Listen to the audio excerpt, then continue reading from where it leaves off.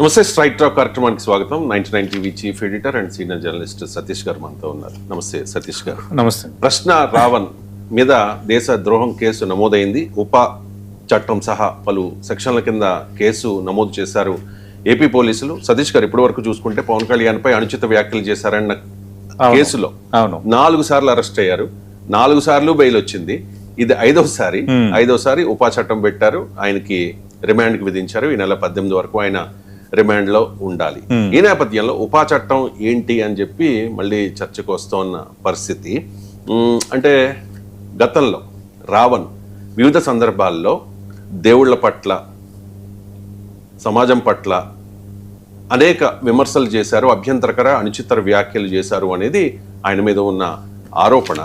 ఒకసారి గతంలో ఎటువంటి వ్యాఖ్యలు చేశారు సనాతన ధర్మానికి సంబంధించి, అలాగే శ్రీరాముడికి సంబంధించి, కాశ్మీరీ పండిట్ల విషయంలో ప్రశ్న రావణ్ ఎటువంటి వ్యాఖ్యలు చేశారు అనేది ఒకసారి చూద్దాం. సనాతన ధర్మాన్ని ఒక్కొక్కసారి కొంతమంది ట్రోల్ చేస్తూ సన్నాతుల ధర్మం అని చెప్పని అంటారు. దాన్ని బూతు కింద కూడా వాడతారు. ఎక్కడో బంగ్లాదేశ్ లో పుట్టిన లేఖనా కొడుకులు హిందువులు లేని ఇష్యూ గురించి మాట్లాడి కాశ్మీరీ పండిట్స్ మానవహోమం చేశారు, ఓచకోత కోసారు అని చెప్పుకుంటూ మాట్లాడి కాశ్మీరీ ఫైల్స్ అని చెప్పుకోబడే ఒక దొంగ నెంబర్ని తీసుకొచ్చి బయటికి ఇంతమంది చనిపోయారని చెప్తే మన వీడియోలో కూడా చెప్పాం. 100 మంది కూడా చనిపోయిన వాళ్ళు గత 20 సంవత్సరాలుగా చూస్తే. మహాభారతం తీసుకొచ్చి ద్రౌపదిని చీరలాగారు, మన ఇతిహాసాలు చెప్పిన అని చెప్పి చెప్పరా నా కొడక, నువ్వు సొంత రాజ్యంలో తరిమించుకొని రాముడు అని చెప్పినట్టు ఎలా ఉంటుంది? రాజ్యంలో పోండి అని చెప్పని తరిమించుకొని అడవిలో అడుక్కు తిని రామాయణంలో సీతను వదిలేసిన రాముడి గురించి నువ్వు చెప్పాలి చేపించరా? ఈ రోజు అగ్ని ప్రవేశం చేపించరా నా కొడక? సీతని వదిలేసిన రాముడిని ఆదర్శంగా తీసుకుని ఈ రోజు ఎంతమంది భర్తలు వాళ్ళ భార్యను అగ్ని ప్రవేశం చేపిస్తారని చెప్పని రోడ్డు మీద అడగరా నా కొడక? పూజారులు వాటాల కోసం, ఆ చందాలేసి ఆ డబ్బాల కోసం, చందాలేసుకునే డబ్బాల కోసం కొట్టుకొని వస్తున్నారు. అరే బ్రోకర్. సో హిందూ మతం మీద అనుచితంగా మాట్లాడారు, హిందువుల మనోభావాల్ని దెబ్బతీశారు అనేది ప్రధానంగా రాహుల్ మీద వస్తున్న ఆరోపణ. అండ్ ఇంకొకటి మనం సోషల్ మీడియాలో చూడొచ్చు సతీష్ గారు, కత్తి మహేష్ ఆనాడు రాముడి మీద ఎటువంటి వ్యాఖ్యలు చేశాడు, ఆ తర్వాత ఒక పాస్టర్, పేరు మర్చిపోయాను, అతను ఏ రకంగా వ్యాఖ్యలు చేశాడు, వాళ్ళిద్దరికి పట్టిన గతే ఇప్పుడు ప్రశ్న రావడానికి పడుతుంది అంటూ సోషల్ మీడియాలో విపరీతంగా ఈ వీడియోను వైరల్ చేస్తూ ఉన్నారు. ఈ నేపథ్యంలో ఉపా చట్టం, UAPA చట్టం అంటే ఏంటి, అందులో ఏంటి, ఒకవేళ ఉపా చట్టం కింద అరెస్ట్ అయితే ఏంటి పరిస్థితి? అసలు చాలా మంది అంటూ ఉన్నారు సతీష్ గారు, మీరే చెప్పాలి, క్లారిటీ ఇవ్వాలి. అసలు బయటికి రాలేడు రావణ్ అంటూ ఉన్నారు, నిజమేనా? రైట్. అంటే ఇప్పుడు ఇది చట్ట వ్యతిరేక కార్యకలాపాల నిరోధక చట్టం 1967 ఉపా చట్టం. ఈ ఉపా చట్టంలో సెక్షన్ 13 అలాగే సెక్షన్ 39 కింద ఈయనపైన అభియోగాలు నమోదు చేశారు. ఈ అభియోగాలు నమోదు చేసిన నేపథ్యానికి రోడ్డు డెవలప్మెంట్ కార్పొరేషన్ డైరెక్టర్ ఉన్న గరికపాటి శివశంకర్ ఇచ్చిన ఫిర్యాదు ఆధారంగా పోలీసులు BNS యాక్ట్ మీద ఆల్రెడీ కేసులు నమోదయ్యాయి. మీరు ఇందాక ప్రస్తావించినట్టు ఆల్రెడీ ఆయన ఒక కేసు నుంచి బయటికి రావడం, మళ్ళీ ఇంకో కేసు రావడం, దీని మీద ఒక చర్చ జరుగుతుంది. కానీ ఇప్పుడు ఏంటంటే ఇది నాన్ బెయిలబుల్. అంతకు మించి అత్యంత కీలకమైనది ఏంటంటే దేశ సార్వభౌమాధికారానికి, భౌగోళిక సమగ్రతకు భంగం కలిగించే ఉగ్రవాద చర్యలని, దేశాన్ని విచ్ఛిన్నం చేసే కుట్రలను అణిచివేయడానికి కేంద్ర ప్రభుత్వం తెచ్చిన ఒక శక్తివంతమైన చట్టం ఇది. కొందరు ఇది క్రూరమైన చట్టం అంటారు, దీన్ని కొందరిపైన అనవసరంగా ప్రయోగించారంటారు, మరికొందరిని దారిలోకి తెచ్చుకోవడానికి ఉపయోగించే చట్టం అని చాలా మంది అంటారు. అయితే 2019లో ఈ చట్టానికి మరిన్ని సవరణలు చేయటం వల్ల ప్రభుత్వానికి మరింత పవర్ అయితే దీన్ని వచ్చింది. కేవలం కొన్ని సంస్థలను నిషేధించడమే కాదు, ఒక సాధారణ వ్యక్తిని కూడా ప్రభుత్వం ఉగ్రవాదిగా లేదా దేశద్రోహిగా ప్రకటించవచ్చు. ఇప్పుడు దేశద్రోహం తరహా కేసుని ఇప్పుడు ప్రశ్న రావణ్ పైన పెట్టారు. ఇక్కడ ఉపా చట్టం సంబంధించి ఆ సివియారిటీ ఏంటో మనం చెప్పాలి వీక్షకులకి. ఈ ఉపా చట్టానికి సాధారణ క్రిమినల్ చట్టాలకి నక్కకి నాగలోకానికి ఉన్నంత తేడా ఉంది తీవ్రత. ఎలా అంటే సాధారణ కేసుల్లో పోలీసులు అరెస్ట్ చేస్తే 60 నుంచి 90 రోజుల్లో, అంటే 2 నెలలు లేదా 3 నెలల లోపు ఛార్జ్ షీట్ వేయాలి, అది రూల్ ఆఫ్ లా. బట్ లేదంటే నిందితుడికి బై డిఫాల్ట్ బెయిల్ వస్తుంది, అది చాలా మందికి అలా వస్తుంది, అది చూస్తున్నాం.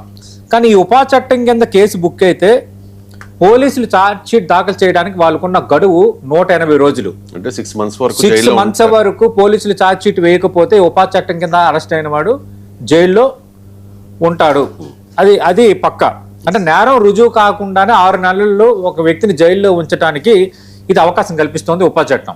మొదటిది అంటే ఈ 6 నెలల్లో ప్రశ్న రావణ్ అనేవాడు బయటికి రాకపోవచ్చు.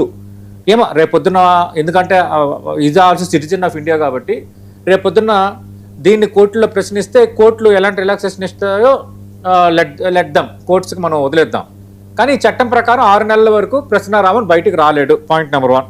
నెంబర్ 2, ఈ చట్టంలో ఇంకో ఏముందంటే సెక్షన్ 43D(5) ఉపా చట్టంలో దీంట్లో బెయిల్ రావటం అనేది దాదాపు అసాధ్యం.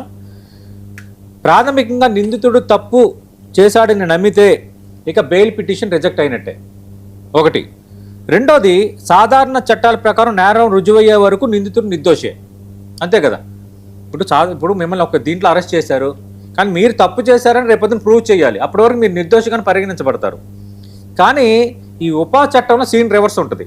ఏంటి, బెయిల్ స్టేజ్లోనే నిందితుడే తాను నిర్దోషినని కోర్టుకు నిరూపించుకోవాలి, ప్రశ్నారావు నిరూపించుకోవాలి.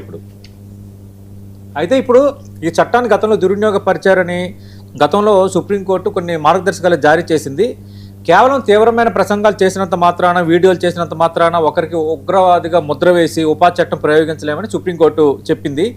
ఆ ప్రసంగాలు లేదా వీడియోలు, ఇది మనకు చాలా కీలకమైంది, ఆ ప్రసంగాలు లేదా వీడియోలు సమాజంలో ప్రత్యక్షంగా హింసను ప్రేరేపించేలా ఉంటే, దేశ భద్రతకు ముప్పుగా పరిణమిస్తే ఈ చట్టాన్ని వాడాలని స్పష్టం చేసింది గతంలో కోర్టు.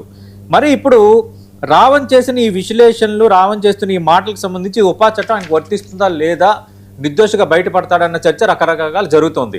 కొందరేమో చట్టాన్ని చేతిలోకి తీసుకుని దేశద్రోహం పెట్టారు అని అంటున్నారు. మీరు ఒక వీడియో ప్లే చేశారు, ఆ వీడియోలో హిందూ మతానికి సంబంధించి, హిందూ దేవతలకు సంబంధించి, హిందూ పురాణాలు సంబంధించి ఆయన ఏం మాట్లాడారు అంటే సనాతన ధర్మం కాదు అని అంటూ ఒకనొక టైంలో ఈ సన్నాసులు అన్నారు. రెండోది, అది మనం ప్రయోగించలేము ఇప్పుడు, అది వీడియోలో ఉంది, అంత ఘోరంగా మాట్లాడారు. తర్వాత ద్రౌపది వస్త్రాభరణం కోసం తప్పుగా మాట్లాడారు. సీతని, రాముడిని వాళ్ళు ఎవరు కేర్ చేయలేదు, రాముడిని బయటికి పంపించేశారని మాట్లాడారు. అలాగే సీతారాముడి సంబంధాలపైన మాట్లాడారు. మరి ఇవన్నీ యాక్సెప్ట్ చేద్దామా అనేది ఒకటి. సరే, ఇవన్నీ అందరూ మాట్లాడుతున్నారు, దీనివల్ల దేశ భద్రతకి ఏమైనా ముప్పు వస్తుందా అని దాన్ని కూడా మనం ఖండించాలి. కానీ అలా మాట్లాడితే పెట్టే కేసేనా ఇది? అది ఇప్పుడు డిబేట్ ఎక్కువ జరుగుతుంది. అదే ఇప్పుడు ఉపా చట్టంలో ఉన్నది ఏంటి, ప్రత్యక్షంగా హింసను ప్రేరేపించేలా ఉంటే దేశ భద్రతకు ముప్పుగా పరిణమిస్తే, అంటే ఈ వ్యాఖ్యల ద్వారా ప్రత్యక్షంగా హింసను ప్రేరేపించలే ఎందుకు ఉంది, దేశ భద్రతకు ముప్పుగా ఉందని కొందరు ప్రశ్నిస్తున్నారు. సరే, దీన్ని ఒక్క నిమిషం పక్కన పెడదాం. మరి హిడ్మా కానీ కొందరు మావోయిస్టులు ఎన్కౌంటర్స్ జరిగినప్పుడు సరే, కొందరు హక్కుల కోసం మాట్లాడారు, గోటుకప్ ఎన్కౌంటర్లు అన్నారు, ఆపరేషన్ కగార్ అన్నారు, ఇలా రకరకాల చర్చలన్నీ జరిగాయి. కానీ ఆ టైంలో గాదే ఇన్నయ్య లాంటి వ్యక్తులు అంత్యక్రియలకు హాజరై కొంత మావోయిస్టులకు అనుకూలంగా మాట్లాడారని ఆయన పైన కేసులు నమోదయ్యాయి. ఇప్పుడు ఆయన డిటైన్ అవుతాడు, ఆ కేసులు దీంట్లో ఆయన ఉన్నారు జైల్లో, నాకు తెలిసి దాంట్లో ఉన్నారు.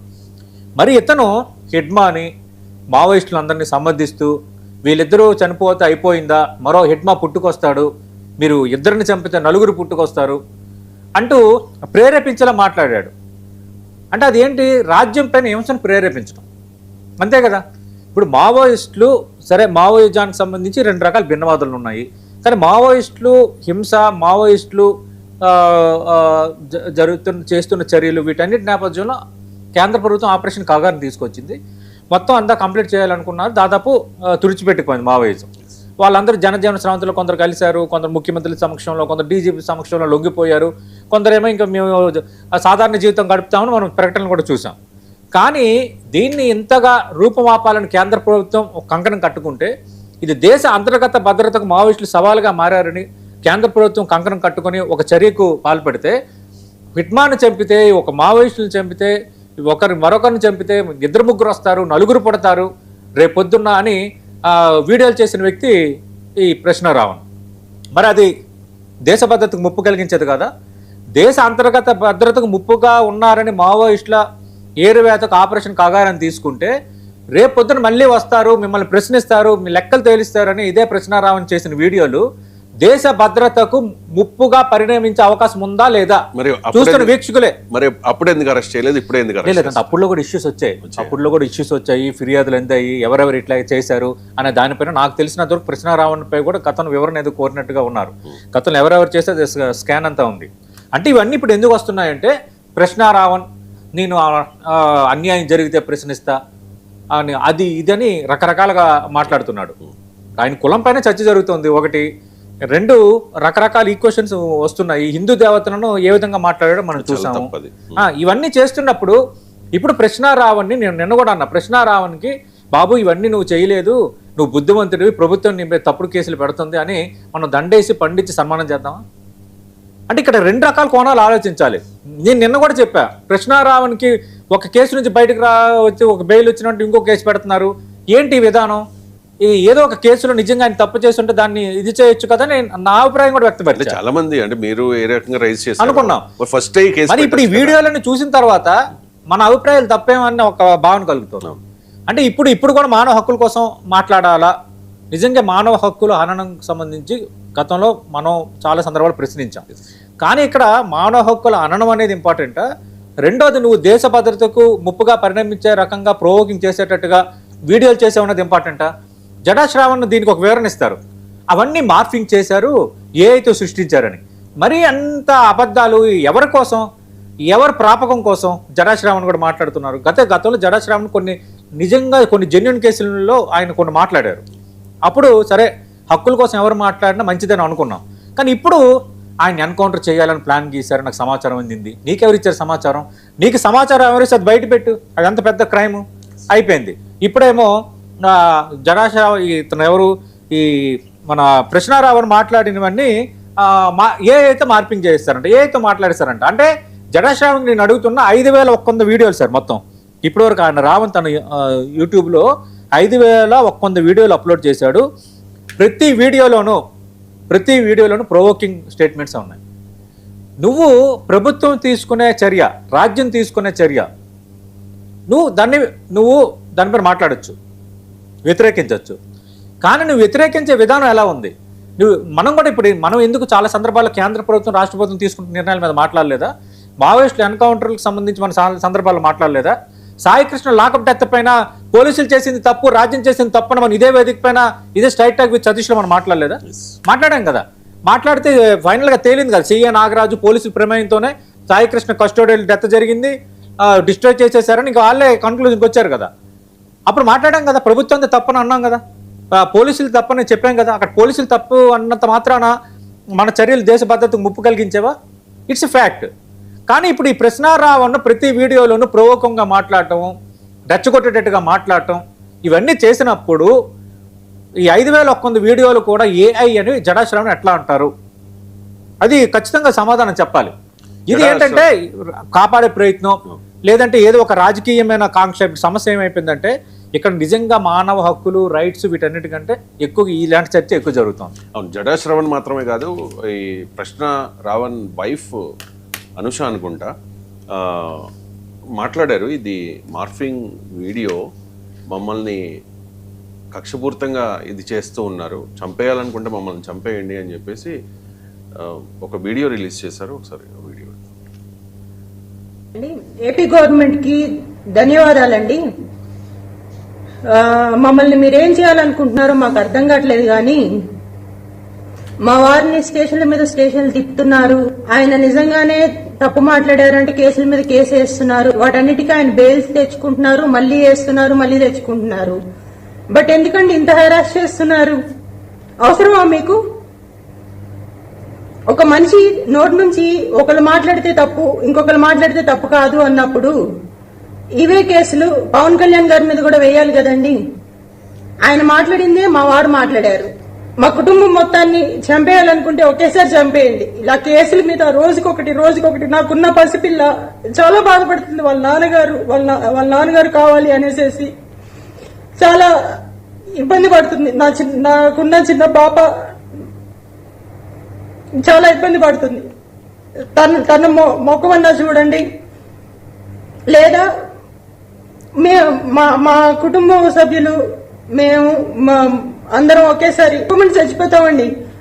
ఎందుకంటే నోట్లోంచి ఒక మాట వచ్చిన తర్వాత ఒకరు మాట్లాడితే తప్పు లేదు, ఇంకొకరు మాట్లాడితే తప్పు అన్నప్పుడు హింస పెడుతున్నారండి. మీరు కేసులు పెట్టట్లేదండి. ఒక కేసు అంటే సరేనండి, ఒక స్టేషన్ అంటే సరేనండి, బెయిల్ వస్తుంది మళ్ళీ తీసుకెళ్తున్నారు, బెయిల్ వస్తుంది మళ్ళీ తీసుకెళ్తున్నారు అంటే ఒకసారి ఆలోచించండి సార్. లేదా చంపేయండి, ఒకసారి చంపేయండి, అయిపోతుంది. ఇక మీరు ప్రశాంతంగా మీరు చేసుకోవచ్చు. మిమ్మల్ని ప్రశ్నించడమే మా వారు చేసిన తప్పు అయితే చంపేయండి. ఆయనతో పాటు మమ్మల్ని చంపేయండి. ఆయన ఒక్కడనే కాదు, ఆయనతో పాటు ఆయన కుటుంబం, నేను, నా కూతురు, మమ్మల్ని కూడా చంపేయండి. ఇంతకు మించి మేమేమీ చెప్పలేమండి. మార్ఫింగ్ వీడియోస్ ఏంటండి? అలాంటి వీడియోస్ ఎక్కడన్నా పెడతారా అండి? అలాంటి ఎక్కడన్నా మార్ఫింగ్ వీడియోస్ అంటూ ఉన్నారు. అంటే ఆమె భార్య ఆవేదనని మనం ఎత్తు చూపలేము, తప్పు పట్టలేము. సరే, ఒక భార్యగా కృష్ణారావణ్ కుటుంబానికి ఆవేదన ఉండొచ్చు. కానీ సమస్య ఏంటంటే అదే కృష్ణారావణ్ ఆ విధంగా మాట్లాడుతున్నప్పుడు వీళ్ళు ఎందుకు ప్రశ్నించలేకపోయారు?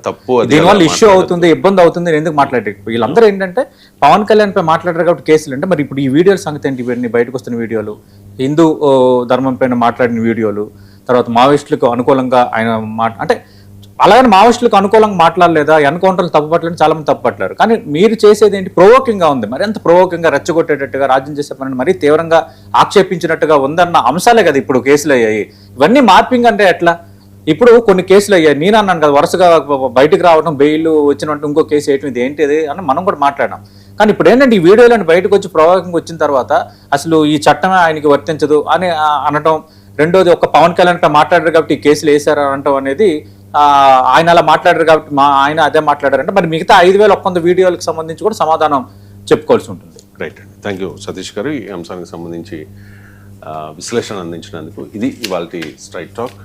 నెక్స్ట్